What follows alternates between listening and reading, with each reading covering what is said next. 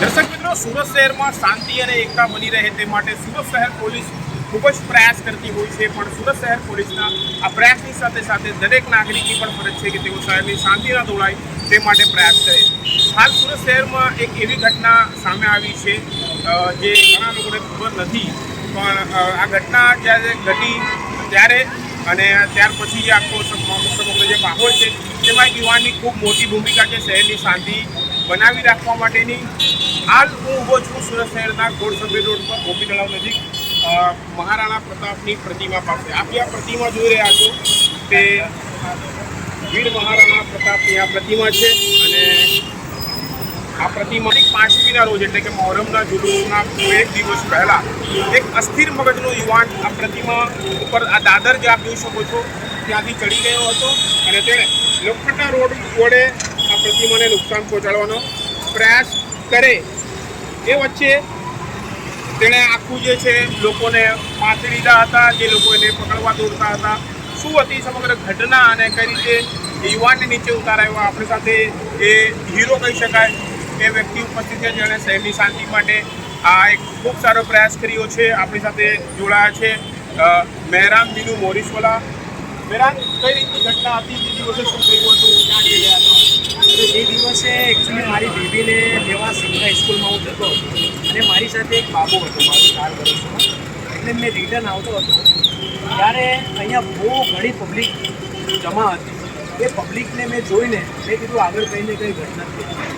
ધીરે ધીરે હું આગળ વધ્યો તો વીર મહારાણા પ્રતાપ એ મૂર્તિ છે ત્યાં એક માણસ એક મોટો રોડ સળિયો લઈને એ મૂર્તિને તોડતો હતો।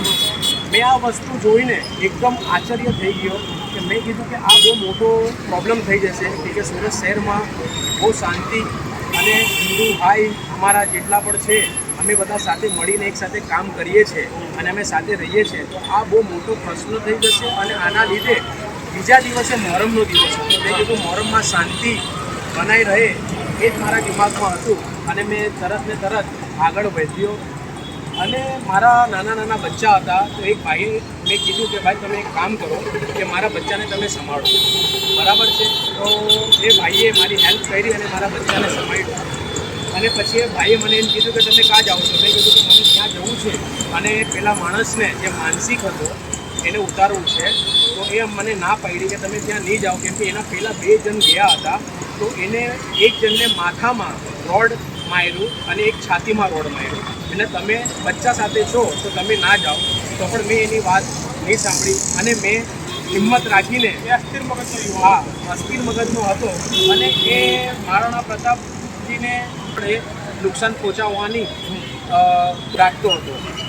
એના પછી મેં તરત એ માણસની મેં સાંભળી નહીં અને મેં મારા બચ્ચાને આપીને ત્યાં તરત ચાલ્યો ગયો અને ત્યાં જઈને હવે ઉપર જ્યારે મેં ચડ્યો તમે વિડીયોમાં જોઈ શકો છો તો એ માણસે મને પણ રોડ મારફત મને પણ માર્યો, પણ મેં એને ડિફેન્સ કરીને મેં એનો રોડ પકડી લીધો કેમ કે પેલો માણસ જે હતો એ થોડું બોડીમાં કમ હતો તો એ માટે મારો રોડ છોડાઈ નહીં શકે, એટલા માટે મને મદદ મળી અને મેં તરત જ ઉપર ચડી ગયો અને પેલાને પકડીને નીચે પોલીસને મેં નીચે તે ટાઈમે જીપ જતી હતી પોલીસની તો ત્યારે બધા લોકો એને મારવા આવી ગયા હતા, પણ મેં બધાને ના પાડી કે કોઈના ઉપર હાથ નહીં ઉઠાવો। સાહેબ લોકોને ગાડી રોકી અને એમને મેં સોંપી દીધું અને મારા બચ્ચા નાના ત્યાં હતા એટલે કેમ કે એ લોકો રડતા હતા તો તાત્કાલિક હું ત્યાંથી નીકળી ગયો। એના પછી મને ખબર પણ નહીં હતી કે આ મારી વિડીયો વાયરલ થશે અને આ વસ્તુ કંઈ નહીં, ના તો કોઈ મને ખબર હતું કે આ હિન્દુ છે કે મુસલમાન છે, મને કંઈ ખબર નથી એના પછી અને આ સુધી પણ મને એ નથી ખબર કે માણસ હિન્દુ હતો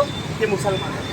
ચોક્કસપણે અસ્થિર મગજનો યુવાન હતો અને યુવાનને પોલીસે તરત જ કબજેમાં લઈ લીધો હતો અને શહેરની શાંતિના દોરવા માટે તે પ્રયાસ કર્યો હતો। સુરત શહેરમાં આવા અનેક ઘટનાઓ ઘટે છે। તાજેતરમાં જ સુરતના સચિન વિસ્તારમાં દેવલ શહીદની જે દરગાહ છે તેમાં પણ એક અસ્થિર મગજના યુવાને તોડફોડ કરી ક્યાંક ને ક્યાંક જે છે માહોલ બગાડવાનો પ્રયાસ કર્યો હતો, પણ સ્થાનિક હિન્દુ મુસ્લિમ આગેવાનોએ મળી એ દરગાહ પર પણ જે વ્યવસ્થિત હતું તે બધું મૂકી દીધી અને એ ઘટનાનેમાં પણ જે કહી શકાય કે મીનુની જેમ જ તેઓએ પણ પ્રયાસ કર્યો। હાલ મીનુને આપણે સૌપ્રથમ એમને અભિનંદન પાઠવીએ કે તેમને શહેરની શાંતિ દોડાવવાનો જે કોઈ પ્રયાસ માનસિક વ્યક્તિ કરે એ પહેલાં જ તેમણે એને રોકી લીધો અને હિંમત રાખવી। આ રીતે શહેરના દરેક યુવાનો આ પ્રકારના જો કામો કરે તો શહેરમાં શાંતિ બની રહે તેમાં કોઈ બેમત નથી. કેમેરામેન સાબિર અલી સૈયદ સાથે કાદિર શેખ, કર્તવ્ય ગુજરાત ન્યૂઝ, સુરત.